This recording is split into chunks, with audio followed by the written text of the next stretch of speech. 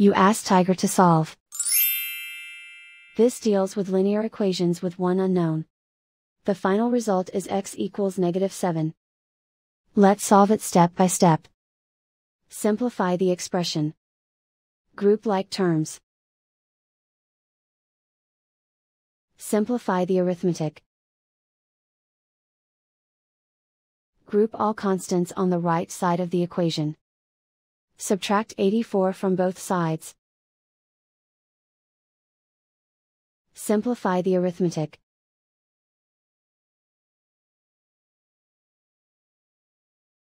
Isolate the x. Divide both sides by 12. Simplify the fraction. Find the greatest common factor of the numerator and denominator. Factor out and cancel the greatest common factor. And so the final result is x equals -7.